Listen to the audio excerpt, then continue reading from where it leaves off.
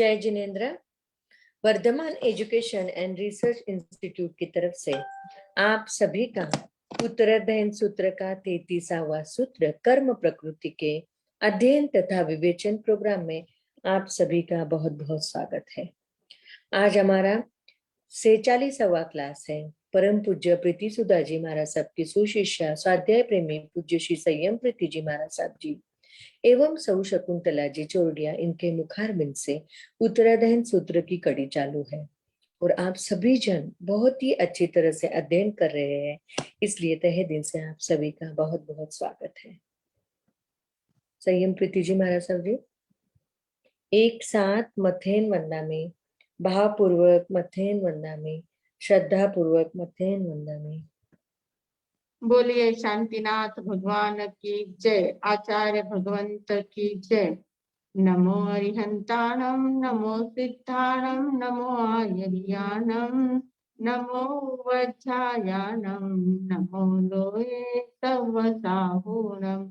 एसो पंचनमुक्कारो सव पावपनाशनो मंगलानं च सर्वेसिं परमं हवै मंगलम्, परमं हवै मंगलम्।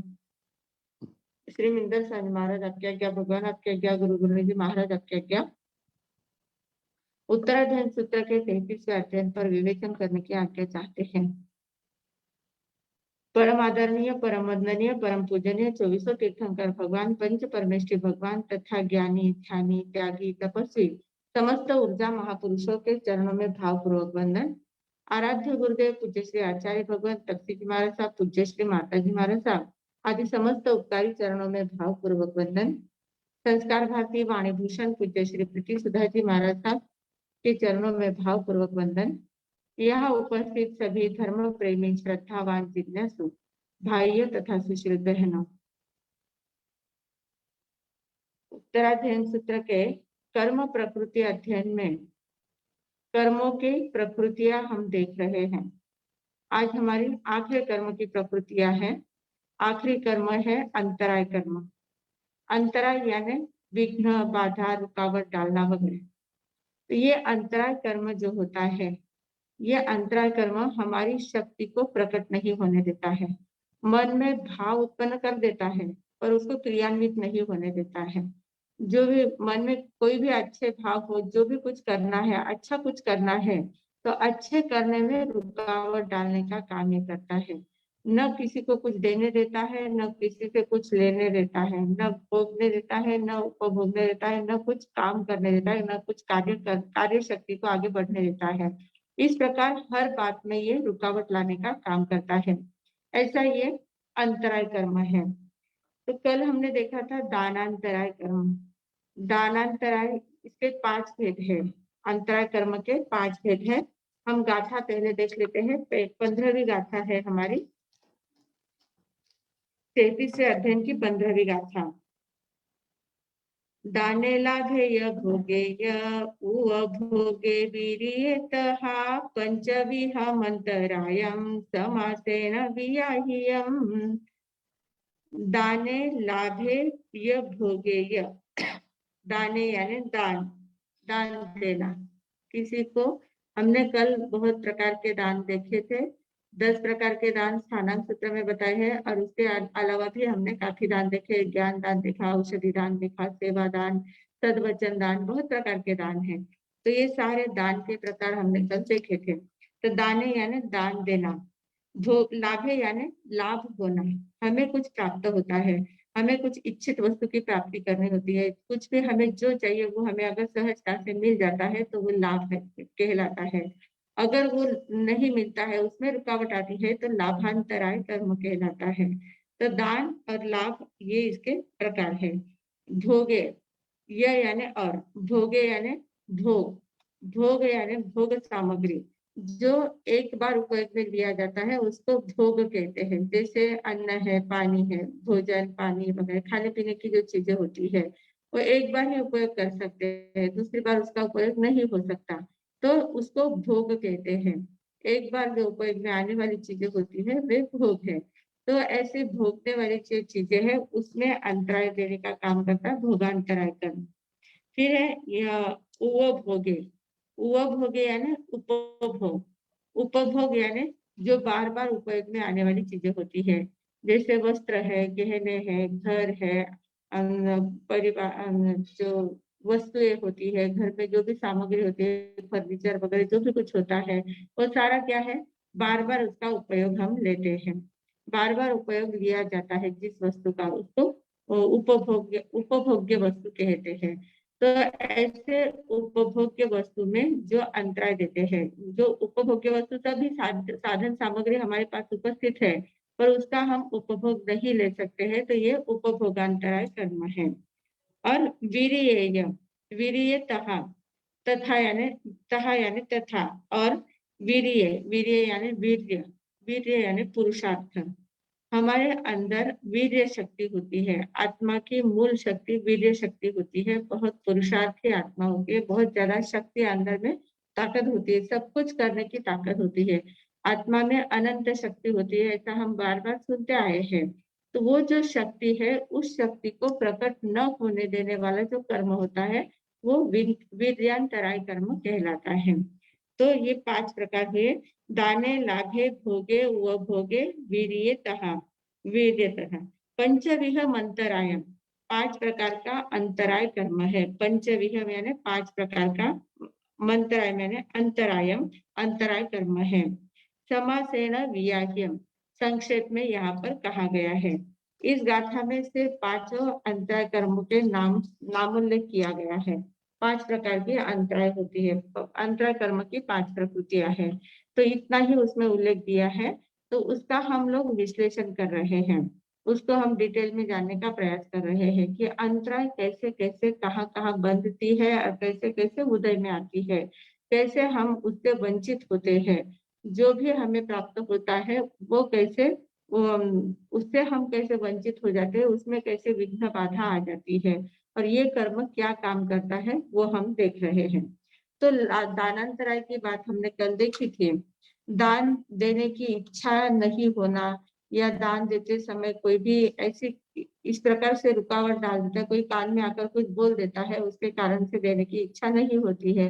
देने का अवसर है, सब कुछ है, पर फिर भी नहीं दे सकते हैं। लेने वाला तैयार है, हमारे पास वस्तु है, पर फिर भी देने की इच्छा नहीं होती है, वो दानांतराय कहलाती है। दानांतराय कर्म का उदय होता है, तो उसके कारण से हम दे नहीं पाते हैं। तो वैसे ही दूसरा है हमारा लाभांतराय। लाभांतराय यानी क्या, दानांतराय के विरुद्ध लाभांतराय। दान यानी देना है और लाभ यानी देना है, जो प्राप्त होता है। इच्छित वस्तु है, मनोवांछित वस्तु जो होती है, उसकी अगर अप्राप्ति होती है, तो उस अप्राप्ति का मूल कारण लाभांतराय कर्म है। वस्तु की प्राप्ति, हमारी हमें इच्छा है, हमारे मन में इच्छा है कि अमुक वस्तु मुझे मिलनी चाहिए, अमुक इतने पैसे मुझे मिलने चाहिए, अमुक वस्तु मुझे मिलने चाहिए, अमुक व्यक्ति मुझे मिलना चाहिए। सब कुछ बहुत प्रकार की इच्छा होती है, बहुत जो अनेक प्रकार की वस्तुओं और व्यक्तियों के बारे में हम सोचते रहते हैं।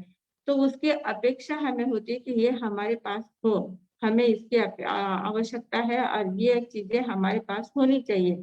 इस प्रकार की भावना हमारे मन में होती है, पर वो भावना हमारी पूरी नहीं हो पाती है। एकदम सामने आते आते हमारे हाथ से सटक जाती है, निकल जाती है, प्राप्त होते होते वो गायब हो जाती है। तो ऐसा जो होता है, तो उसके कारण से क्या होता है, मनुष्य जो इच्छित वस्तु प्राप्त नहीं होती ना, इच्छित वस्तु या प्रिय वस्तु की अप्राप्ति जब होती है, वो प्राप्त नहीं होती, मिलती नहीं है, तो मनुष्य कैसा हो जाता है, अशांत हो जाता है, संतप्त हो जाता है, अंदर से गुस्सा आने लग जाता है कि इतना मैंने प्रयास किया था, इतना मेरे हाथ में, मतलब मेरे मुंह तक और आया था, चला गया। एकदम इतने पास में, मैं इतने उस सफलता के इतने पास में था, वो मुझे प्राप्त होने ही वाली थी और एकदम से गायब हो गई। तो मतलब इतना ज्यादा अंदर में अशांत हो जाता है, संतप्त हो जाता है, उद्विग्न हो जाता है, और उसके कारण से क्या करता है, वो फिर एकदम डिप्रेशन में चला जाता है। बार बार ऐसी निराशा जब बढ़ती जाती है, निराशा एकदम छा जाती है मन में, और निराशा छा जाने के कारण से फिर कुछ करने का मन नहीं करता है, किसी बात की फिर अपेक्षा ही नहीं रहती है कि क्या कितना भी करो, इतना भी करो, पर हमें प्राप्त नहीं होता है। तो एकदम निराशा के गर्त में चले जाते हैं, डिप्रेशन में चले जाते हैं और यहाँ तक कि लोग आत्महत्या तक पहुंच जाते हैं। आत्महत्या करने तक का विचार कर लेते हैं और कोई-कोई तो आत्महत्या भी कर लेते हैं। सफलता नहीं मिलती है तो तुरंत आत्महत्या कर ले। बच्चों का हम लोग देखते हैं, जब परीक्षा होती है 10वीं की, बोर्ड की परीक्षा होती है, 12वीं की, 10वीं की परीक्षा होती है और उस समय उनको अपेक्षित मार्क्स नहीं मिलते हैं या कम मार्क्स मिलते हैं, डिस्टिंक्शन में नहीं आते हैं, मेरिट में नहीं आते हैं, थोड़े से कम मार्क्स मिल जाते हैं, तो तुरंत वो जाके आत्महत्या कर लेते हैं। किसको मुँह दिखाएँ, कैसे मुँह दिखाएँ? इतनी सफलता, मैंने इतने अच्छे पेपर लिखे थे और मुझे इतने कम मार्क्स मिले हैं। तो एकदम से इतना ज़्यादा उनको मन इतना ज़्यादा उनका उद्वेलित हो जाता है और वो फटाक से आत्महत्या कर लेते हैं। बहुत से लोग होते हैं, बिज़नेस होता है, बिज़नेस में उतार-चढ़ाव तो आते रहते हैं। बिज़नेस का काम होता है, बिज़नेस के समय अगर किसी को लाभ होते-होते वहाँ घाटा हो जाता है। प्राप्त लाभ होने वाला था, बहुत पैसे मिलने वाले थे उस चीज़ में, उस सौदे में या उस जो भी कुछ करते थे बिज़नेस, उस व्यापार में उनको बहुत ज़्यादा लाभ होने वाला था। पर लाभ की जगह पर हानि हो गई है, नुकसान हो गया है। तो वे इतने ज़्यादा फिर डिप्रेशन में आ जाते हैं, इतने ज़्यादा टेंशन में आ जाते हैं कि इतना करोड़ों का नुकसान हो गया है, अब ये मैं कैसे कर सकूँगा? अब मैं कैसे इसका भुगतान करूँगा? लोग तो लेने वाले तो तुरंत माँगने वाले तो आ जाते हैं, देने वाला कोई आता नहीं है जल्दी। और फिर ऐसे हालत में मैं कैसा होगा, मेरे परिवार का क्या होगा, मेरी कितनी बदनामी हो जाएगी। इस प्रकार का चिंतन करके इतने ज़्यादा डिप्रेशन में चले जाते हैं, आत्महत्या तक कर लेते हैं। तो इस प्रकार महान पुरुषार्थ को भी निष्फल बनाने का काम ये लाभांतराय कर्म करता है। हमें बहुत छोटी बातें मालूम होती कि जो लाभ होना था उसमें अंतराय आ गई, इसलिए लाभांतराय कर्म है। पर इतनी छोटी-छोटी बातें होती है कि जीवन में कितने प्रकार होते हैं। अ, परीक्षा का है, अभ्यास के समय है, हम कितने इतना अभ्यास करते हैं, कितना पाठांतर करते हैं, स्वाध्याय के याद करते हैं, जैसे नंदी सूत्र का पाठांतर का कहा था, बहुत लोगों ने पुरुषार्थ किया, पाठांतर करने लग गए और थोड़ी देर तक पाठांतर करते हैं, वापिस छूट जाता है और वो हो ही नहीं चाहता, हो ही नहीं पाता, याद हो ही नहीं स्मरण में रहता ही नहीं है, भूल ही जाते हैं, कितना भी याद करो वो भूल जाते हैं। तो उस ज्ञान का लाभ नहीं हो पाता है, वह भी लाभांतराय आती है कर्म। लाभांतराय कर्म वहाँ पर भी हमारा आड़ आ जाता है कि जो हमें लाभ होना था, ज्ञान का लाभ होने वाला था, तो उसमें अंतराय आ गई है। इस प्रकार छोटी-छोटी बातें होती है, हर एक बात में जिस बात की हम अपेक्षा रखते हैं, वो बात हमें नहीं मिलती है, तो वहाँ लाभांतराय कर्म होता है। और ये आज तो एकदम आजकल तो ये बहुत बड़ी समस्या हो गई है, क्योंकि इस कोविड के समय काल में बहुत लोगों को बहुत प्रकार की निराशा का सामना करना पड़ा है। कितने लोगों के व्यापार एकदम ठप हो गए, क्या करना, नए-नए उन्होंने व्यापार बिज़नेस शुरू किया था और एकदम से कोरोना लग गया, इन्वेस्टमेंट तो बहुत कर दिए और वापस आउटपुट उसका कुछ नहीं मिला। तो इसके कारण से बहुत ज़्यादा लोग ऐसे उद्विग्न हो गए, बहुत ज़्यादा समस्याग्रस्त हो गए और इतने ज़्यादा अशांत, संतप्त हो गए और फिर वो लोग क्या करते हैं, जब वो एकदम परेशान हो जाते हैं, तो परेशान होने के बाद हम या तो परिवार वालों को दोष देते हैं कि इन्होंने मुझे ऐसी सलाह दी थी, मैंने उन पे मान लिया इसलिए मेरा इतना नुकसान हो गया। दूसरों को दोष देंगे, परिवार वालों को दोष देंगे या समाज व्यवस्था में दोष देंगे। समाज व्यवस्था हमारी समाज ही अच्छी नहीं है। ये लोग बहुत ज़्यादा, थोड़ा कोई आगे बढ़ने जाता है तो तुरंत उसको पीछे खींचते जाते हैं। हम आगे बढ़ रहे हैं तो किसी को देखा नहीं जाता है तो हमें कैसे भी टाँग अड़ाने का काम करते हैं। ऐसे दूसरों को दोष देते हैं, समाज व्यवस्था को दोष देते हैं या राज्य तंत्र को दोष देते हैं। सरकार ही हमारी इतनी निकम्मी है, हम कुछ भी करने जाते हैं तो हमें कहीं सब्सिडी नहीं देती है, कहीं को भी कुछ साथ नहीं देती है और इतने ज़्यादा कर हमारे ऊपर लाद देते हैं, इतने टैक्स भरने पड़ते हैं, कुछ टैक्स भरते-भरते ही हम एकदम हम बहुत ज़्यादा परेशान हो जाते हैं। हमें जो लाभ होना चाहिए, लाभ की जगह पर हमें हानि ही हानि का सामना करना पड़ता है। इस प्रकार दूसरों के ऊपर दोष देते हैं और मन में आक्रोश उत्पन्न हो जाता है। मन में बहुत गुस्सा आ जाता है, किसी के भी प्रति, फिर सबके प्रति गुस्सा आ जाता है, मन में चिड़चिड़ापन हो जाता है और उस कारण से और ज़्यादा दूसरे नए कर्मों का बंध होता जाता है। तो उस समय हमें ये विचार करना है कि हमने पुरुषार्थ किया, हमने जो भी बिजनेस किया है या जो भी कुछ काम किया है, जो भी अभ्यास किया है, पढ़ाई की है, जो भी कुछ किया है और जिसकी सफलता की हमें अपेक्षा थी, जो प्राप्त होने की हमें अपेक्षा थी, पर वो हमें प्राप्त वस्तु की अपेक्षा हमारी पूरी नहीं हो सकी, हमें हासिल नहीं हो सका, तो फिर इसके पीछे किसको दोष देना है? कोई न परिवार को दोष देने से मतलब है, न समाज को दोष देने में मतलब है, न राज्य तथा सरकार को दोष देने में मतलब है। इसके पीछे कारण क्या है? मेरे लाभांतराय कर्म है। मेरे लाभांतराय कर्म के कारण मुझे प्राप्त नहीं हो पाया है। मैंने पुरुषार्थ तो बहुत किया, पर ये लाभांतराय कर्म घाती कर्म है। लाभांतराय कर्म कैसा है? घाती कर्म है। तो ये घाती कर्म जो होता है, ये बहुत मूल पर घात करने वाला होता है, मूल बातों पर घात करता है। जो हमारी शक्ति प्रकट होने वाली है, उस शक्ति पर घात करता है, उसको अवरुद्ध करने का काम करता है, उसको रोकने का काम कर देता है। तो ऐसा ये लाभांतराय कर्म है, इसके कारण से मुझे प्राप्त नहीं हुआ है। नहीं तो किसी का कोई दोष नहीं है, सभी अच्छे हैं, सभी वातावरण अच्छा रहता है, सभी लोग सहायता करने वाले होते हैं और कोई-कोई बीच में टांग अड़ाने वाले भी रहे तो भी वो हमें प्रेरित करते हैं। हमारी परीक्षा होती है उस समय। कोई अगर हमें पीछे हटाने वाला हो तो उसमें हम कैसे मात करके आगे बढ़ सकते हैं, ये हमारी परीक्षा की कसौटी होती है। तो वो हमारा पुरुषार्थ होता है। तो उस पुरुषार्थ में हम कहाँ कम नहीं पड़े हैं, पर हमारा लाभांतराय कर्म का ऐसा उदय था कि जिसके कारण से हमें लाभ नहीं हो पाया। और ऐसे अगर हम समझ लेते हैं, इस बात को हम ध्यान में ले लेते हैं, तो मन की उद्विग्नता कम हो जाती है, संतप्तपना कम हो जाता है, अशांति दूर हो जाती है, आक्रोश कम हो जाता है, द्वेष भाव कम हो जाता है, ईर्ष्या भाव कम हो जाता है और हम शांत प्रशांत हो जाते हैं, अंतर से स्थिर होने लग जाते हैं। शांत मालूम है कि मेरे कर्मों का उदय अभी चल रहा है, जब ये कर्मों का आवरण हट जाएगा, जब ये कर्म पूरे हो जाएंगे, तो अपने आप मुझे लाभ होने वाला है। मेरे भाग्य में होगा तो भाग्य से कम कभी किसी को मिलता नहीं है, भाग्य से ज्यादा भी किसी को कुछ मिलता नहीं है। आखिर भाग्य यानी क्या है? हमारी ही कर्म, लाभांतराय कर्म, अगर हमारी लाभांतराय कर्म टूटी है तो बहुत कुछ हमें हासिल हो सकता है और लाभांतराय कर्म का उदय चल रहा है तो हमें कुछ भी हासिल नहीं हो सकता है। हम लोग गोचरी के लिए भी जाते हैं, गोचरी के लिए जाते हैं, कभी कभी जाते हैं तो इतनी व्यवस्थित गोचरी, हमें छोटे घरों में भी व्यवस्थित गोचरी मिल जाती है। तो हमारे जो बड़े मानसाब होते हैं, जो बाकी के मानसाब होते हैं, कि आज तुम्हारी लाभांतर तो बहुत टूट गई, आज बहुत अच्छी गोचरी मिल गई है आपको, तुरंत बोल देंगे। और कभी कभी ऐसा होता है कि कितने भी घरों में जाओ, कहीं अस्वस्थ हो जाता है, कहीं तैयारी नहीं रहता है, कहीं कुछ ऐसा होता है कि कुछ पात्र में आता ही नहीं है, मिलता ही नहीं है।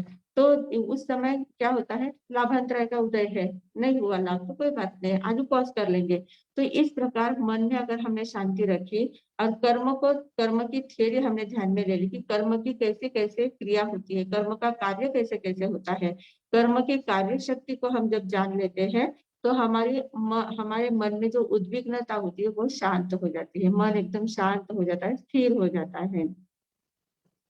तो साधु का जीवन ही ऐसा होता है, कभी घी घना, कभी मुट्ठी चीना और कभी वो भी मना। कभी बहुत ज्यादा मिल जाता है, कभी बिल्कुल नहीं मिलता है, कभी थोड़ा बहुत मिल जाता है, तो वो होता है। जैसे जिस दिन जिसकी लाभांतराय टूटती है उसको उस प्रकार की आहार गोचरी मिल जाती है, तो उसमें इतना ज्यादा उद्विग्न होने की कोई जरूरत नहीं होती है।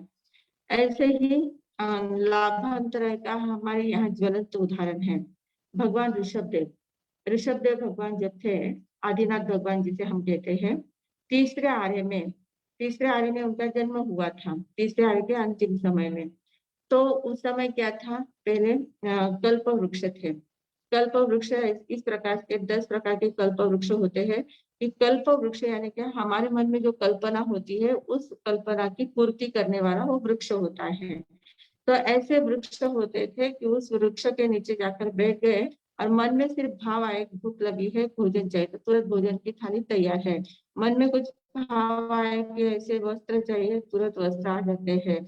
सोना है, आराम करना है, तो तुरंत बिस्तर मिल जाते थे। जो भी चीज चाहिए, जो भी इच्छा हो मन में, वो सारी कल्प वृक्ष पूरी करते थे। तो पहले, दूसरे और तीसरे आर्य में कल्प वृक्ष होते हैं। तो तीसरे आर्य के अंतिम समय में काल चक्र जब घूमता है, काल चक्र का हमने बहुत डिटेल में काफी देखने का प्रयास किया था। तो काल का प्रभाव अपना होता है। तो तीसरे आय के अंतिम समय में क्या हो जाता है, काल चक्र का प्रभाव ऐसा होता है कि कल्प वृक्ष फल देना कम कर देते हैं। बहुत बार मन में इच्छा होती है पर कल्प वृक्ष से कुछ प्राप्त नहीं हो पाता है, वहां उनकी लाभांतराय का उदय आ जाता है।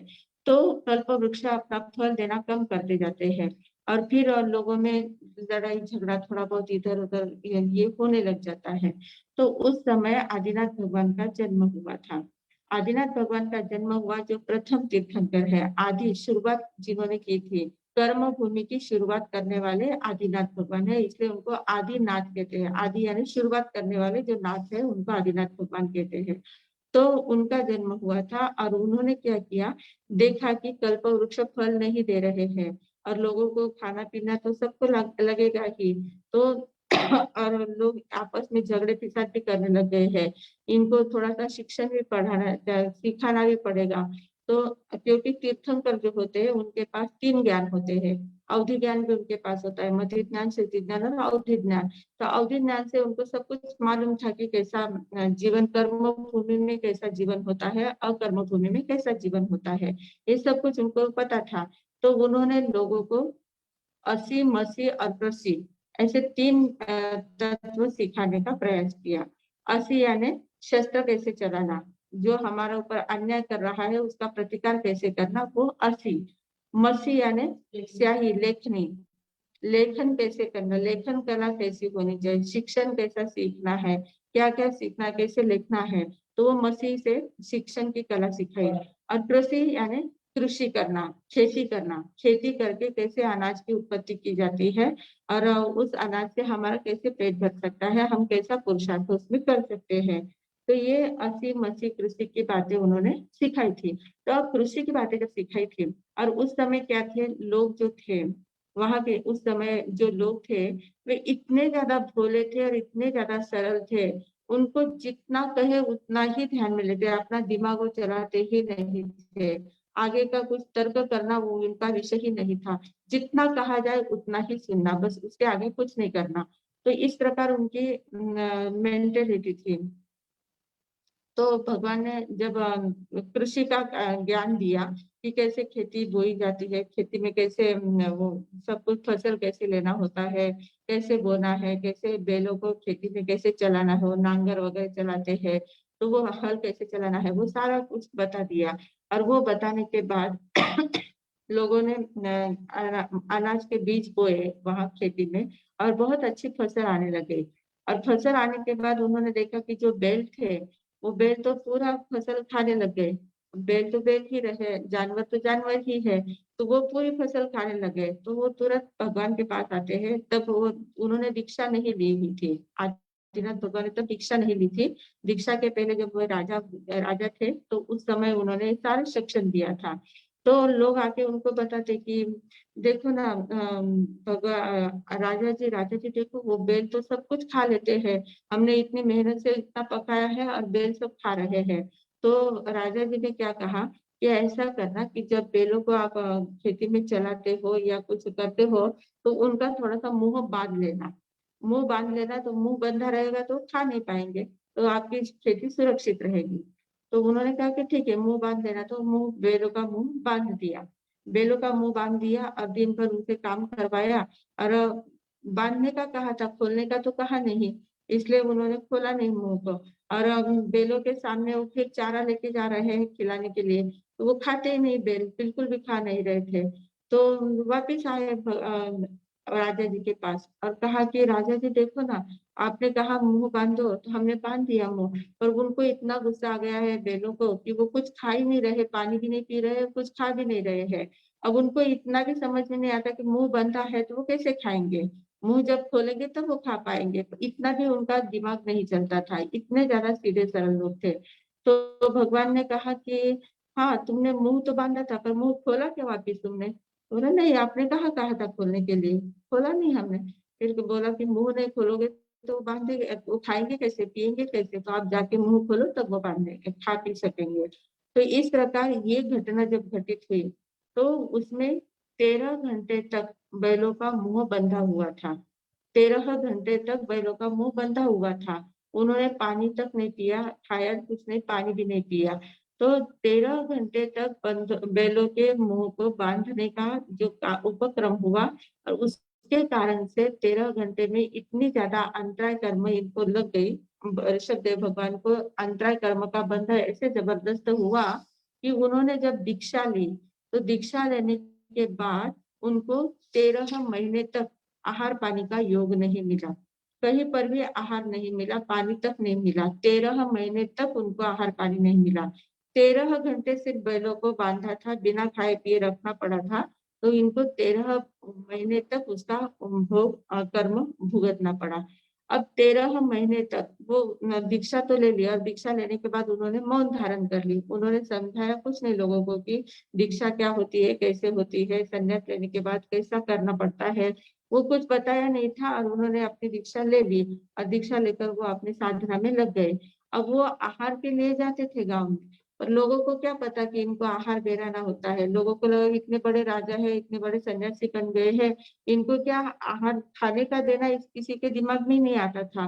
कोई सोने की थाल लेके जाते थे, कोई हीरा मानिक मोती लेके जाते थे, कोई अपने अच्छे अच्छे लड़के, सुंदर सुंदर लड़कियां उनके सामने खड़ी करते थे कि आप खुश हो हमारे ऊपर, और कुछ तो भी लो हमसे, कुछ तो भी लो। सब ये सारी चीजें लाते थे, पर जो खाने पीने की चीज थी वो कोई भी सामने लाता नहीं था। किसी के दिमाग में ही नहीं आता था कि इनको कुछ खिलाना चाहिए, पिलाना चाहिए, खाने की चीज हमें देनी चाहिए, ऐसा किसी को दिमाग में नहीं आता था। तो ये 13 महीने तक उनको अंतराय थी। 13 महीने तक वो घूमते रहे, पर उनको आहार पानी का योग कहीं पर भी नहीं मिला। फिर भी उनके मन में कभी भी किसी के प्रति द्वेष भाव नहीं जागा कि कैसे मूर्ख लोग हैं, इनको इतना भी समझ में नहीं आता है क्या कि संन्यास लिया है तो ये खाए पिएंगे कहाँ, कि इनको आहार देना चाहिए, भोजन देना चाहिए, पानी देना चाहिए, इतना भी इनके ध्यान में नहीं आता है। कितने मूर्ख है, ऐसा उनके मन में बिल्कुल भी नहीं आया। उनके मन में क्या आया कि मेरे लाभांतराय कर्म का उदय है। जब मेरे कर्मों का उदय कर्म मेरे क्षय हो जाएंगे, तब अपने आप मुझे लाभ हो जाएगा, तब तक मुझे बिल्कुल भी चिंता करने की जरूरत नहीं है। ठीक है। और 13 महीने तक बिना अन्न पानी के रहे, और उनका शरीर कैसा था? वज्र ऋषभ नारद संघयन था। वज्र ऋषभ नारद संघयन था। और कौन सा संस्थान कौन सा था? संस्था। तो वज्र ऋषभ नारद संगन होने के कारण से इतनी ज्यादा ताकत उनके अंदर थी, उनका शरीर ऐसा था, हाइट बॉडी इतनी बड़ी थी, 500 योजन की उनके, 500 धनुष्य की उनकी हाइट थी, इतना बड़ा शरीर था। उनको 13 महीने तक खाने पीने नहीं मिला तो कोई फर्क नहीं पड़ा, वे एकदम आराम से रह सके, आराम से वे अपनी साधना कर सके। और 13 महीने में जब उनके अंतराय कर्म का क्षय हुआ, तब उनको अक्षय तृतीया के दिन इक्षु रास्ता उनका पारना हुआ था। श्रेयांश कुमार उनके बेटे के पोते, पड़पोता। हाँ, समचतुरस्र संस्थान, समचतुरस्र संस्थान और वज्र ऋषभ नारद संघयन था। तो उस समय फिर उनको श्रेयांश कुमार जो थे, बाहुबली के पुत्र सोमप्रभ थे, और सोमप्रभ के पुत्र श्रेयांश कुमार थे, पड़पोता थे श्रेयांश कुमार। तो ये श्रेयांश कुमार के वो बहुत बड़ी कथा है। 3 लोगों के स्वप्न आए थे, और सपने में फिर उन्होंने देखा कि वो भगवान को कुछ आदिनाथ भगवान को, ऋषभ देव भगवान को कुछ उनके ऊपर जो काली माँ आ गई है उसको वो धो रहे हैं। इस प्रकार से अलग अलग प्रकार से सूर्य एकदम सूर्य की किरणें बिखर गई है, वो सारी एक स्थान पर ला रहा है, इस प्रकार के सांकेतिक स्वप्न उनको आए थे। और श्रेयांश कुमार ने अक्षय तृतीया के दिन एकदम से देखा कि उधर से भगवान पधार रहे हैं। वे आहार गोचरी के लिए निकलते थे, तो वे उधर से भगवान पधार रहे हैं, आदिनाथ भगवान, और इधर से इक्षु रस की गाड़ियां, गन्ने के रस की गाड़ियां भर भर के आ रही है। तो इधर से गाड़ियों का आना, और उधर से उनके खेत में से गाड़ियां आ रही थी भर भर के रस के, और उधर से भगवान पधार रहे थे। तो जैसे ही भगवान को देखा, तो श्रेयांश कुमार ने कहा कि भगवान पधारो और इक्षु रस ग्रहण करो। तो तुरंत भगवान का अभिग्रह फल गया, और उन्होंने वहां पर रस लिया। और वो रस भी कैसे लिया? 108 घड़े उनको बहराए थे। कैसे बहराए थे? उन्होंने अपने हाथ किए, क्योंकि उस समय पात्र वगैरह तो कुछ थे नहीं, इतनी बड़ी काया उनकी थी। और उनके हाथ कितने बड़े बड़े होंगे। तो इतना हाथ की अंगुली ऐसी इस प्रकार से उन्होंने पकड़ी थी और उसमें उन्होंने रस की धार लगाई थी। एक घड़ा लिया और धार लगाते गए और धार लगाते गए और उन्होंने वो हाथ से ही वो पीते गए। तो वो धार उन्होंने जो लगाई, एक घड़ा पूरा हुआ, तुरंत दूसरे घड़े की धार, तीसरे घड़े की धार, वो धार उन्होंने अखंड रखी। वो धार बिल्कुल भी टूटने नहीं दी, अखंड धार रखी, इसलिए उसको अक्षय कहते हैं। अक्षय, क्षय नहीं होने दिया। तो ये तीज का दिन था, वैशाख सुद तीज का दिन था, इसलिए इसको अक्षय तृतीया कहते हैं। भगवान ऋषभ देव का उस दिन पारना हुआ था, पहली बार उन्होंने पारना किया था इक्षु रस के द्वारा। तो इस प्रकार उनकी लाभांतराय कर्म, मतलब भगवान जैसे भगवान तीर्थंकर जो बनने वाले हैं, आदिनाथ भगवान है, तीर्थंकर है, इतने कर्म भूमि की शुरुआत करने वाले इतने महान पुरुष है, उनको भी लाभांतराय कर्म ने छोड़ा नहीं। उनकी भी इतनी सी भूल के कारण से इतने दिन तक उनको भूखा प्यासा रहना पड़ा। तो ये लाभांतराय कर्म होता है। तो लाभांतराय कर्म के कारण से हमें प्राप्त नहीं, कितना भी हम पुरुषार्थ करें, कितना भी प्रयास करें, पर जो चीज हमें प्राप्त होनी चाहिए वो प्राप्त हो नहीं पाती है। और ये लाभांतराय कर्म हम देखते देखते सहजता से बांध लेते हैं, बहुत आसानी से बांध लेते हैं। जैसे हमारे घर में कोई हेल्पर होते हैं, नौकर चाकर होते हैं, तो उनको भी खाने के समय पर उनको खाना देना चाहिए।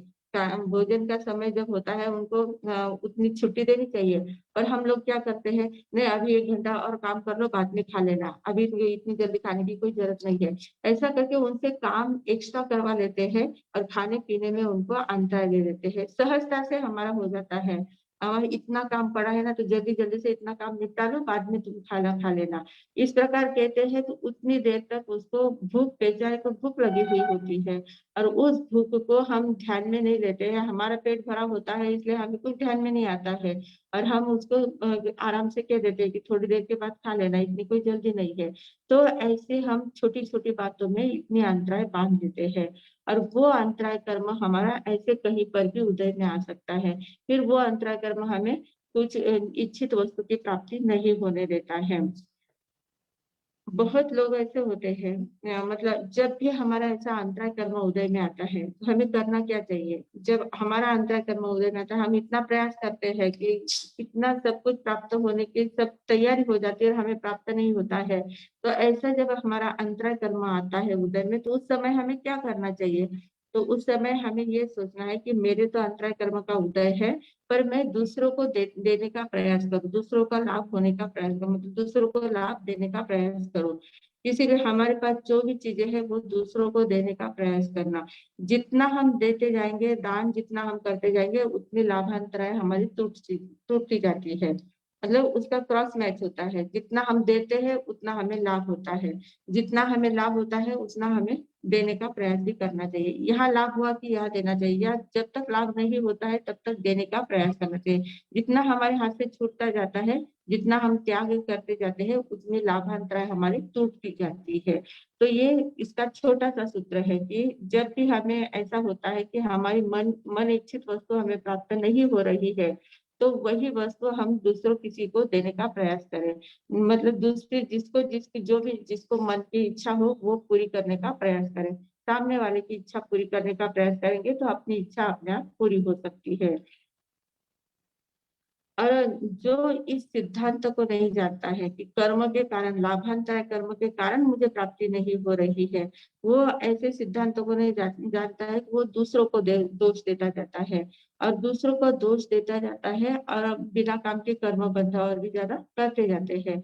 तो हमें उसका सीधा सर यही उपाय करना है कि जब हमें लाभ नहीं हो रहा है तो हम दूसरों को देने का प्रयास करते जाएं। जितना देते जाएंगे उतनी लाभांतराय हमारी टूटती जाएंगी। तो इस प्रकार बहुत से लोग होते हैं कि वो लोग बीच में अड़ंगा डालने का काम करते हैं। कोई देने वाला देता है, लेने वाला लेता है, बीच में ये अड़ंगा डालने का काम करते जाते हैं और उस अड़ंगा डालने के कारण से वे अपने कर्म बांध लेते हैं। बाकी दूसरे का कुछ बिगड़ता नहीं है, पर वो स्वयं अपने ही पैरों पर पत्थर डाल देते हैं। एक ऐसे ही राजा थे, इतने ज्यादा दयावान थे, इतने ज्यादा करुणाशील थे, न्याय प्रिय थे। और प्रजा को, सभी पूरी प्रजा को एकदम अपने पुत्रवत समझने वाले इतने अच्छे राजा थे। और इतना सुंदर उनका राज्य व्यवस्था बहुत सुंदर चल रही थी। और उन राजा की क्या आदत थी कि कोई भी उनके पास आए, कोई भी किसी भी चीज की मांग करे, वो तुरंत अपने धन दे देते थे, तुरंत अपना हाथ उनका इतना खुला रहता था। जो भी मांगने वाला आता था उसको बिना पूछे तुरंत, उसने मांगा है ना तो तुरंत उसको दे देना। इस प्रकार देने की बहुत ज्यादा उनको आदत थी। इतना धन वो लुटाते ही रहते थे। अब राजा जब धन लुटाता है तो उनका जो मंत्री होता है ना, तो मंत्री को थोड़ी सी तकलीफ होने लग जाती है। उसको लगता है कि अरे हमारे राजा तो इतने बेवकूफ जैसा करते हैं, किसी को भी कितना भी देते ही जाते हैं, ऐसे करते करते तो हमारा पूरा कोष खाली हो जाएगा, फिर हम आगे क्या करेंगे। तो ऐसा नहीं करना चाहिए, राजा को सावचेत करना जरूरी है, राजा को समझाना जरूरी है। उनको कहना चाहिए कि तुम इतना धन मत लुटाओ करके। पर कहना कैसे, डायरेक्ट राजा से तो बात कर नहीं सकते, डायरेक्ट राजा को कह नहीं सकते कि आप इतना धन मत दो, इतना मत बांटो, थोड़ा सा संभाल के रखो। ऐसा डायरेक्ट राजा से तो बात नहीं कर सकते। फिर मंत्री ने क्या किया, एक दिमाग लगाया। मंत्री ने क्या किया कि राजा का जो शयन कक्ष था, तो राजा जहाँ पर रात में आराम करते थे, तो उनके सामने उनका जो पलंग था, उस पलंग के सामने जो दीवार थी, उस दीवार के ऊपर उन्होंने एक वाक्य लिख दिया, छोटा सा संस्कृत वाक्य लिखा, आपद अर्थे धनम रक्षेत। इतना ही लिखा, आपद अर्थे धनम रक्षेत, मतलब धन की रक्षा करो, क्योंकि कभी भी आपत्ति आ सकती है, हमारे ऊपर संकट आ सकता है, और विपत्ति के समय हमें धन की आवश्यकता पड़ेगी, इसलिए धन की रक्षा करो और आप इतना मत बांटो। ऐसा सांकेतिक एक लाइन उन्होंने लिख दी, आपद अर्थे धनम रक्षेत। अब राजा तो रात के समय जब बिस्तर में गए, वो अपना नींद वगैरह हुई, सवेरे उठे और उन्होंने देखा सामने ही लिखा हुआ था, आपद अर्थे धनम रक्षेत। अब राजा भी एकदम होशियार थे, उनको तुरंत ध्यान में आ गया कि ये काम मंत्री का हो सकता है, क्योंकि मंत्री ही मुझे ऐसी सलाह दे सकता है, बाकी तो किसी की हिम्मत नहीं है सलाह देने की। अब मंत्री को डायरेक्ट जवाब देना, उसकी अपेक्षा, उसने लिखा है ना तो मैं भी उसके नीचे लिख कर ही उसको जवाब देता हूँ। तो राजा ने क्या लिखा, भाग्यवंतम वचा पदः, जो भाग्यवान है उसको आपत्ति किस बात की है। भाग्यवंत जो होते हैं, जिनका भाग्य जोरदार होता है, उसके ऊपर आपत्ति कभी आती ही नहीं है। भाग्यवंतम वचा पदः, भाग्यवंत के ऊपर आपत्ति का कोई कारण नहीं है। तो इतनी सिर्फ उसकी लाइन उन्होंने लिख दी नीचे। तो अब मंत्री के मन में खुदबुदी थी, राजा ने पढ़ा होगा, राजा ने कुछ, राजा के ऊपर कुछ असर हुआ या नहीं, राजा ने क्या जवाब लिखा है क्या नहीं, उनके मन में बहुत ज्यादा चुलबुली थी। तो जैसे ही राजा दरबार में गए तो जल्दी जल्दी उनके शयन कक्ष में गए और वहां पर देखा क्या लिखा है। तो इन्होंने लिखा था आपद अर्थे धनम रक्षेत, और मंत्री राजा ने क्या लिखा, भाग्यवंता क्वचा पदः, भाग्यवंत के लिए आपत्ति कहाँ आएगी। अब मंत्री को भी लगा कि बात तो सही है, भाग्यवंत के लिए आपत्ति नहीं आ सकती है, पर इसके भी आगे कुछ तो भी लिखना चाहिए ना। तो फिर उन्होंने क्या लिखा, कदापि कुपितो देवः, कदापि क्वचित कहीं पर किसी का कोप हो सकता है, देवी देवी देवताओं का कोप हो सकता है। कदापि कुपितो देवः, मतलब कभी कभी देवी देवताओं का कोप भी हो सकता है, हमारी थोड़ी सी गलती के कारण से उनका कोप हो सकता है, हमारे ऊपर आपत्ति आ सकती है। तो उसके लिए धन की रक्षा तो करनी ही चाहिए, इतना ज्यादा धन आपको नहीं लुटाना चाहिए, ये उसके पीछे भाव थे उनके। अब राजा शाम के समय वापस अपने शयन कक्ष में आए और उन्होंने नीचे लिखा देखा। उनको भी लग रहा था कि मंत्री की अपने लिखे ऊपर मंत्री की क्या प्रतिक्रिया हो सकती है, तो इसलिए उन्होंने जल्दी जल्दी से देखा। तो वहां लिखा हुआ था, कदापि कुपितो नरः देवः, कदापि कुपितो देवः, कदाचित देवता भी कुपित हो सकते हैं। तो तुरंत राजा ने उसके नीचे और चौथी लाइन लिख दी, संचितोपि विनश्यति, मतलब अगर देवता कुपित हो गए तो हमने कितना भी संचय करके रखा, कितना भी संग्रह करके रखा, तो संचितोपि विनश्यति, वो सब नष्ट हो जाएगा।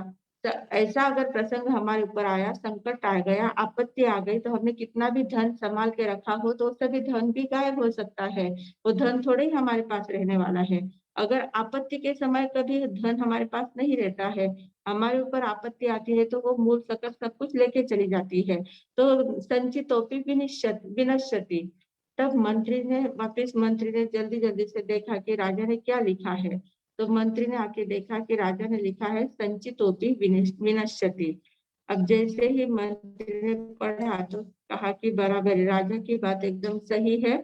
मैं बिना काम की टांग अड़ा रहा हूँ, राजा के कार्य में मैं बाधक बनने का काम कर रहा हूँ। मुझे ऐसा बाधक नहीं बनना चाहिए। राजा की बात सही है, अगर संकट आ गया तो धन जो संभाला हुआ धन है वो भी चला जाएगा। तो उसके लिए हमें अभी से संभालने की क्या जरूरत है? संभालने की जरूरत नहीं है। जितना हमारे पास है उतना लुटाते रहो। जितना लुटाएंगे उतना हमें प्राप्त समय पर मिलता जाएगा। तो इस प्रकार हम लोग बीच में बाधा लाने का काम करते हैं, अंतराय डालने का काम करते हैं। तो ये अंतराय कर्म जो होता है, ये अंतराय कर्म हमारे जाने अजाने, जानते अजानते हमारे हाथ से होता जाता है। कोई भी किसी को कहीं दान दे रहा है तो बिना काम हमारे मन में आ जाता है कि क्या है, कितना मूर्ख है, इतना दान देने की क्या जरूरत है, इतना नहीं दिया तो क्या फर्क पड़ता है, और कहाँ दे रहा है, वहाँ क्या इसके दान का सदुपयोग होने वाला है, और ये इतना दान दे रहा है, वहाँ वहाँ कहाँ काथा चुना भी नहीं होने वाला है, क्या इसमें फर्क पड़ने वाला है, क्यों बिना काम का दे रहा है।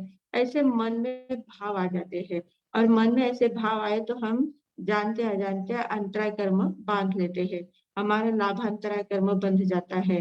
किसी को देते हुए हमने टोका है, देते हुए को रोका है, तो हमारा हमारा लाभांतराय कर्म का बंद हो जाता है। और किसी को कोई लाभ हो रहा है, उसमें हम बीच में अड़ंगा डालते जाते हैं, तो हमारा दानांतराय कर्म का भी बंद होता जाता है। तो ऐसे मतलब अवसर आने पर भी हम दान नहीं दे पाते हैं, पुण्य कर्म नहीं कमा सकते हैं। वहाँ शुभ कर्मों का बंध होना चाहिए, वहाँ हम अशुभ कर्मों का बंध कर लेते हैं, और वो अशुभ कर्म फिर हमारे ऊपर समय समय पर हमें अपना रंग दिखाते जाते हैं। तो इस प्रकार ये दानांतराय और लाभांतराय दोनों कर्म बहुत ज्यादा महत्वपूर्ण है। और इतनी छोटी छोटी बातें होती है, छोटी छोटी बातों का लाभ हमें होना चाहिए, वो लाभ हमसे छूट जाता है। तो उस लाभ से हम वंचित ना रहे, लाभ से वंचित ना रहे, और देने की हमारी भावना, उदात्त भावना हमारी बनती रहे, इसके लिए हमें प्रयास करना चाहिए। तो ये लाभांतराय कर्म हुआ। तीसरा है भोगांतराय कर्म। भोगांतराय कर्म यानी क्या? भोजन सामग्री सब तैयार है, खाने की हमारी इच्छा भी है, मन पसंद पूरा खाना तैयार है, जो हमें भाता है वही सारा तैयार बना हुआ है, और सब कुछ, हमें किसी प्रकार का कोई नियम नहीं है, त्याग नहीं है, पछतावा नहीं है, कुछ नहीं है, हम आराम से खा सकते हैं, सब कुछ अनुकूलता है। सब कुछ अनुकूलता होते हुए भी हम उस भोजन को ग्रहण नहीं कर पाते हैं। एकदम उस समय ही कुछ ऐसी घटना, ऐसा कुछ कोई बोल देगा, ऐसा कुछ वातावरण निर्माण हो जाएगा, ऐसी कुछ बात भी हमारे कान पर आएगी, या ऐसा कुछ वातावरण हो जाएगा कि हम नहीं उसका उपभोग कर ले सकते, या शरीर में ऐसा कुछ व्याधि होगी, शुगर है, कहीं बीपी है, या कुछ एसिडिटी बढ़ जाती है, यहाँ गैस की तकलीफ होती है, कुछ भी होता है, जो भी होती है उसके कारण से हमें मना किया जाता है कि ये चीजें आपको नहीं खानी चाहिए। तो उसके ऊपर रिस्ट्रिक्शन आ जाता है, हम नहीं खा पाते हैं। तो ये नहीं खा पाते हैं यानी क्या? ये भोगांतराय कर्म का उदय है। भोगांतराय, अब गर्मी के दिन है, बहुत ठंडा पीने की इच्छा होती है, ठंडा ठंडा कुछ होना चाहिए, और ठंडा पीते हैं तो उससे सर्दी हो जाती है, बाकी की तकलीफ हो जाती है, शुगर बहुत ज्यादा बढ़ जाती है। ठंडी गर्मी के दिनों में मीठा बहुत पीते हैं, मीठा खाते हैं तो शुगर बढ़ जाती है, और शरीर मोटा होने लग जाता है। अनेक प्रकार के समस्याएं सामने खड़ी होती है। तो ये सभी समस्याएं कौन उपस्थित करता है? भोगांतराय कर्म। वो डायरेक्ट सामने नहीं आता है, ऐसी समस्याएं उपस्थित करके हमें वहां पर रिस्ट्रिक्शन लगा देता है, वह हमें रोक लगा देता है कि नहीं, आप ये नहीं खा सकते हैं। सब कुछ तैयार है, पर सब कुछ तैयार होते हुए भी सब कुछ तैयार होते हुए भी हम उसका उपभोग नहीं ले पाते, उसका उसको भोग नहीं कर पाते हैं। खाना है, पीना है, जो भी चीजें है, एक बार भोगने की योग्य जो वस्तुएं होती है उसको भोग कहते हैं। तो उस भोगांतराय का उदय ऐसा हमारा जबरदस्त होता है कि वो हम खा पी नहीं सकते हैं। खाने पीने में मानव स्वतंत्र नहीं होता, उसमें भोगांतराय कर्म नियामक होता है। हमें बहुत लगता है कि हम इतना खा लेंगे, इतना पी लेंगे, घर में इतनी सारी चीजें हैं, सब सब चीजों का हम उपयोग करेंगे। बहुत इच्छा होती है पर इतना खा नहीं सकते। एक तो हमारा पेट इतना बड़ा नहीं है कि हम सब कुछ खा लें, इतना ज्यादा खाने की हमारी कैपेसिटी नहीं होती है। दूसरी बात, ऐसी तबीयत भी नहीं होती है कि हम इतना पचा सके, तो उसके कारण से हम नहीं खा सकते हैं। तीसरी बात, ये भोगांतराय कर्म होता है, ये कहीं ना कहीं किसी अलग अलग प्रकार की व्याधियां उपस्थित खड़ा कर देगा, या घर में ऐसे कुछ प्रसंग उपस्थित कर देगा कि जिसके कारण से हमारे खाने पीने की इच्छा ही नहीं होती है, इच्छा ही मर जाती है। या कोई ऐसा समय पर ऐसा कुछ टोक देगा, एक आध शब्द ऐसा बोल देगा, ऐसा अपमान कर देगा कि उसके बाद हमारी खाने की इच्छा ही मर जाती है। सामने सब कुछ पड़ा है, भूख है पेट में, पर हम नहीं खा सकते। तो इस प्रकार ये भोगांतराय कर्म अलग अलग प्रकार से हमारे सामने प्रसंग उपस्थित करता है और हमें भोगने से रोकता है, भोग करने से रोकने का काम ये करता है। हम अपने इच्छानुसार खा पी नहीं सकते हैं। भोगांतराय कर्म का अगर उदय रहा तो हमारी इच्छा के अनुसार हम कुछ भी खा पी नहीं सकते हैं। सब कुछ होते हुए भी हमें रूखा सूखा खाना पड़ता है। सब कुछ घर में इतना घी तेल दूध दही सब कुछ इतना भरपूर है, पर ऐसे शुगर है, ऐसा कोलेस्ट्रॉल बढ़ जाता है तो हमें एकदम रूखा सूखा खाना पड़ता है। डॉक्टर कहते हैं कि सिर्फ उबली हुई सब्जियां खाओ, रूखे फल के खाओ, ऐसा खाओ वैसा खाओ, तो उसमें हमारा पूरा भोगांतराय कर्म काम करता है। निमित्त डॉक्टर बनता है, शरीर की व्याधियां बनती है या दूसरा कोई भी प्रसंग बनेगा, निमित्त किसी को भी सामने खड़ा करेगा, पर मूल में काम कौन करता है? भोगांतराय कर्म करता है। तो भोगांतराय कर्म के कारण से हमें इन चीजों की प्राप्ति नहीं होती है। तो भोगांतराय को हमने क्या देखा था कि एक बार जो भोगा जाता है उसको वो वस्तु भोग्य वस्तु कहलाती है। तो अब आजकल एक बार भोगने, जैसे हम खाने पीने की चीजें ही बोलते हैं भोगांतराय में, पर आजकल यूज एंड थ्रो के जमाना है। बहुत से ऐसी चीजें होती है जो यूज एंड थ्रो, इतने प्लेट होती है, ग्लास होते हैं, कितने चम्मच, बहुत सारी चीजें ये होती है, तो उसका यूज करो और फेंक दो। तो उसको हम फिर भोग्य वस्तु में लेंगे क्या? उसको भोग्य वस्तु में नहीं ले सकते। भोग्य का अर्थ क्या होता है? भोग्य वस्तु वो होती है कि जो एक बार ही उपयोग में ली जाती है, उसको भोग्य कहते हैं। पर ये जो चीजें होती है, ये चीजें हम एक बार लेके फेंक देते हैं, पर जो फेंकने के बाद दूसरे लोग उसका वापस उपयोग कर सकते हैं। वो चीज नष्ट नहीं हो जाती है, उसका वापस उपयोग होता है, लोग उसका वापस उपयोग करते हैं। और बहुत बार अपने यहाँ भी ऐसे अगर डिस्पोजेबल कोई भी चीजें ऐसी रहती है, तो उसका हम बार बार उपयोग कर सकते हैं, दूसरी बार तीसरी बार उसका उपयोग हो सकता है। इसलिए वो भोगांतराय के इसमें भोग्य वस्तु के में यूज एंड थ्रो वाली वस्तुएं नहीं आती है। यूज एंड थ्रो में भोग्य वस्तु में सिर्फ खाने पीने की चीजें ही आती है, कि जिसका उपभोग करने के बाद वो वस्तु खत्म हो जाती है, वापस नहीं रहती, कि दूसरी बार उपभोग करने के लिए वो वस्तु नहीं रहती है, तो उसको भोग्य भोग्य वस्तु कहलाते हैं। तो इस प्रकार ये भोगांतराय कर्म हमारा उदय में आता है। तब हम मन के जैसा खाना नहीं खा पाते हैं, मन के जैसा पीना नहीं पी पाते हैं। जितना ड्रिंक लेना है, कोल्ड ड्रिंक है, जो जो भी प्रकार के जूस है, जो भी लेना है वो नहीं ले पाते हैं। तो क्यों नहीं लेते हैं? क्योंकि भोगांतराय कर्म का उदय होता है। तो इस प्रकार ये उदय अंतराय कर्म जो है हमारे पग पग पर काम करता है, हर स्थान पर हमारा ये काम करता रहता है। तो इसकी कितनी बड़ी महत्ता है, इतनी इतनी इसकी कार्य शक्ति कितनी बड़ी है और कहाँ कहाँ ये काम करता है, वो हम देखते जाएंगे। अब आज हमारा समय तो पूरा हो चुका है। आज हमने देखा है लाभांतराय और भोगांतराय, दो अंतराय देखी है। कल हम अवसर आने पर देखेंगे उपभोगांतराय और वीर्यांतराय। सर्वश्रेष्ठ है विद्यांतराय। विद्यांतराय कर्म के बारे में हमको जानना है कि विद्यांतराय कैसे कैसे काम करती है, कहाँ कहाँ हमारी शक्ति को कुंठित करने का काम करती है, और कैसे विद्यांतराय की शक्ति कितनी बड़ी है, विद्यांतराय की शक्ति ही कितनी बड़ी है, वो हमें कल अवसर आने पर देखेंगे। आज हम इतना ही ध्यान में लेंगे कि कभी भी हमें अगर इच्छित वस्तु प्राप्त नहीं होती है या किसी चीज का हम भोग नहीं कर पाते हैं, तो दूसरों को दोष नहीं देना है, अपने ही कर्म उदय में आए हैं इसलिए हमें प्राप्ति नहीं हो रही है। तो उन कर्मों का क्षय करने के लिए हमें उसका दान करना चाहिए, उसकी प्रभावना करनी चाहिए, जो करता है उसको अनुमोदना करनी चाहिए। ऐसा करते करते उन कर्मों का क्षय करने का प्रयास करना है। आज इतना ही बोलकर मैं विराम लेती हूँ। ओम शांति।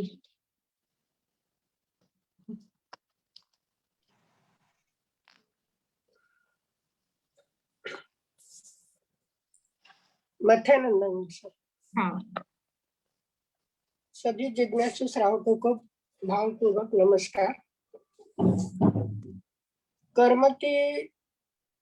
कर्म सिद्धांत पर ही हमारे कितने दिन से क्लास चल रहे हैं और आज हमारा 46वां क्लास है। लास्ट वाला कर्म अंतराय कर्म, और अंतराय कर्म की भी 5 प्रकृतियां बताई। कल से हम देख रहे हैं दानांतराय, लाभांतराय, भोगांतराय, उपभोगांतराय और वीर्यांतराय। अभी दानांतराय का तो कल हमने देख लिया, लाभांतराय का भी आज अच्छी तरह से और बहुत अच्छा उदाहरण देकर बताया हमारे सामने कि आदिनाथ भगवान को भी किस तरह से लाभांतराय हुई थी, जिस कारण से 13 महीने तक वो आहार पानी ग्रहण नहीं कर सके। कभी कभी छोटी बात ऐसी हो जाती है कि उसका बहुत बड़ा हमें ये भोगना पड़ता है। कि लाभांतराय का अभी जैसे दानांतराय यानी दान देने में अंतराय, लाभांतराय यानी लाभ लेने में अंतराय, और भोगांतराय यानी एक बार ही जो भोगा जाता है यानी खाने पीने की वस्तु ही वो होती है, वो भोगांतराय। और उपभोगांतराय की जो वस्तु बार बार भोगी जाती है। और वीर्यांतराय यानी क्या है कि हमारे आत्मा जो अनंत शक्ति है, उस शक्ति को कुंठित करने का काम अंतराय कर्म कैसा करता है। अंतराय कर्म एक ही है कि वो हमारे आत्म शक्ति को प्रकट नहीं होने देता, मन में भाव लाने देता है। वो कि कुछ भी देखते हैं तो मन में भाव आ जाते हैं, लेकिन उस भाव को क्रियान्वित नहीं होने देता, बार बार उसमें रुकावट डालता है। तो लाभांतराय अभी देखिए कि इष्ट वस्तु की प्राप्ति के लिए कितना भी प्रयास करो, कभी कभी सफलता तक पहुंचते हैं और वापस उसमें कुछ ना कुछ उस समय वो हाथ सामने आते आते हमारे यहाँ से वो निकल जाती है। अभी जैसे बच्चों के बारे में भी बताया कि 10th की बोर्ड की परीक्षा है, कैसे बच्चे इतनी पढ़ाई करते और थोड़ी मार्क के लिए वो इतने डिप्रेशन में अगर उनको असफलता मिली तो डिप्रेशन में चले जाते हैं, और यहाँ तक कि आत्महत्या तक पहुंच जाते हैं। यानी वहां पर भी उनका पुरुषार्थ कम पड़ जाता है, मन दुर्बल बन जाता है। यानी मन को दुर्बल बनाने का काम लाभांतराय ज्यादा करता है। कि बहुत सारा प्रयास करते हैं व्यापार के लिए, कुछ देखते हैं हम कि पूरे दिन भर इतनी मेहनत करते हैं, लेकिन मेहनत करने के बाद भी कुछ प्राप्त नहीं कर सकते, तो मन में विचार आता है कि लोग थोड़ा करते और इनको इतना मिल जाता है और मैं पूरे दिन तक तो इतनी मेहनत कर रहा हूँ और कुछ प्राप्त नहीं हो रहा है। लेकिन ये बात ध्यान में क्यों नहीं आ रही है कि ये सारे हमारे लाभांतर है, पूर्व जन्म में ऐसे कुछ कर्म किए हमने, ये सारा कर्मों का खेल पूर्व जन्मों का। और इस जन्म में पुरुषार्थ कम पड़ रहा है और पूर्व जन्म में बांध के लाए हुए कर्मों का भोग कर रहे हैं।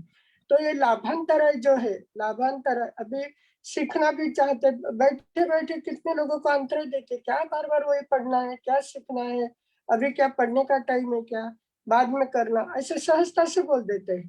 तो ज्ञानावर्णीय कर्म यानी ज्ञान पढ़ने में भी कितने हमें बाधा आ जाती है। तो ऐसी छोटी छोटी क्रिया बिना सोचे समझे जो हमारे द्वारा हो जाती है, हर समय हम सोचते नहीं, बिना सोचे समय भी सोचते हुए भी हमारे हाथ से ऐसी क्रिया हो जाती है, लेकिन उसका फल हमें किस तरह से मिलता है। और जब मिलता है तब सोचता है कि मेरे पूर्व कर्मों के कारण हुआ है, अभी मैं इसमें पुरुषार्थ करूंगी, और पुरुषार्थ करने से तो अंतराय कर्म एक इतना बड़ा ये है कि सहजता से जो बंध जाते हैं।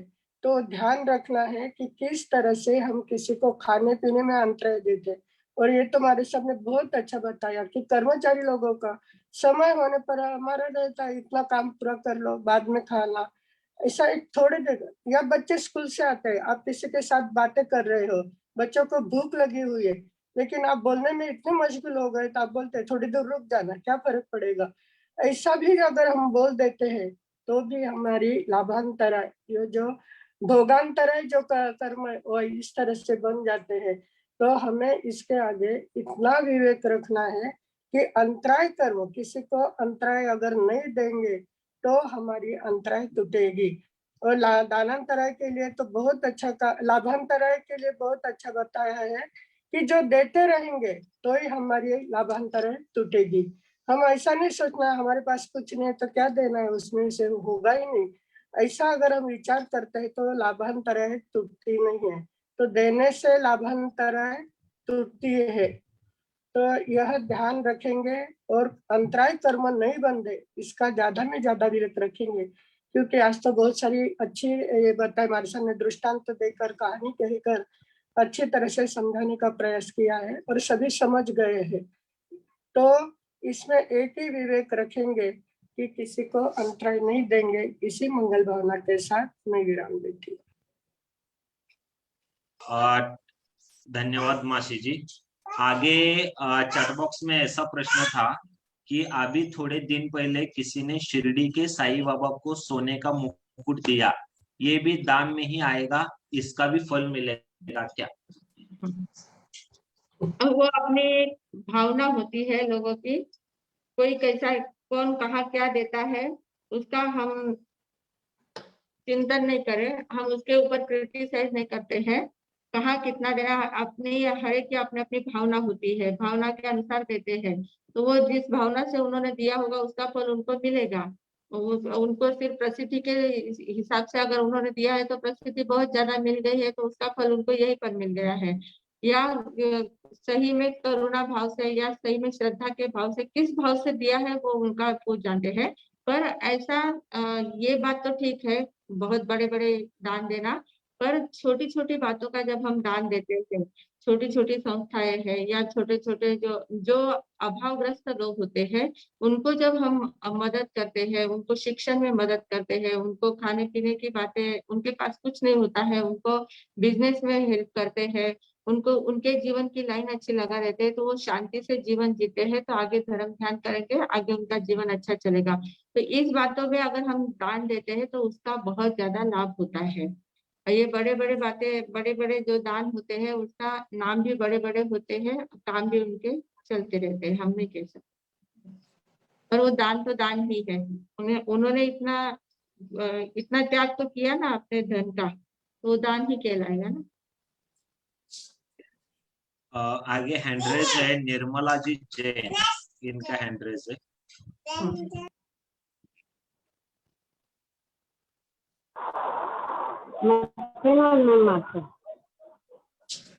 हाँ मुझे को ये पूछना था, अभी मेरे वर्ण की रैली चालू है और पुष्प नक्षत्र भी तभी आ रहा है, तो वर्ण 10 तारीख को पुष्प नक्षत्र है तो उस दिन येलो कलर आ रहा है वर्ण के हिसाब से और पुष्प नक्षत्र का सफेद होता है, तो कौन सा आइमिल करना चाहिए? नहीं, आइमिल का वर्ण का आइमिल करते हैं तो आइमिल के हिसाब से ही वर्ण का करना है। पुष्य नक्षत्र भले ही रहा तो भी चलता है, उस समय पीला का है तो पीला ही करना है। वर्ण के हिसाब से अगर आइमिल करते हैं तो उस दिन नमो आयरियाणम आएगा तो नमो आयरियाणम का ही कलर लेना है, उसी के हिसाब से। ठीक है, धन्यवाद निर्मला जी। कहाँ से बोल रहे निर्मला जी आप? पुणे बिब्बेवाड़ी। ओके, बिब्बेवाड़ी से। Okay, thank you.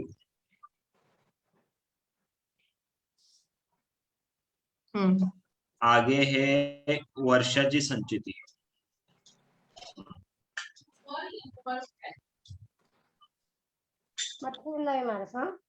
हाँ, हमारे से जैसा अभी बच्चा लोग है, बच्चा लोग ने अपने कोई चीज नहीं समझे तो मैंने अपने बताना पड़े, बोलना पड़े, तो मैंने वह चीज अपन नहीं खावाने देवा तो वह चीज के लिए अपने अंतराय आवे। उसके पीछे हमारा हेतु क्या है वो महत्वपूर्ण होता है। उसके तबीयत के हिसाब से, उसके हिसाब से सभी बातें देखनी पड़ती है।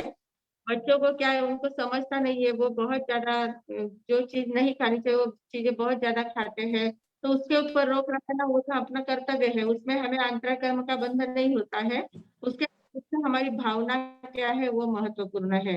जैसे दूसरा कोई बच्चा है वो अगर खाना खा रहा है, उसको भूख लगी, उसको खाना खा रहा है, तो हम उसमें से उठा देते हैं, उसको दूसरा काम बोलते हैं कि नहीं अभी खाना मत खाओ, अभी ये काम करके आ जाओ, तो वहां पर हमें आने लगती है।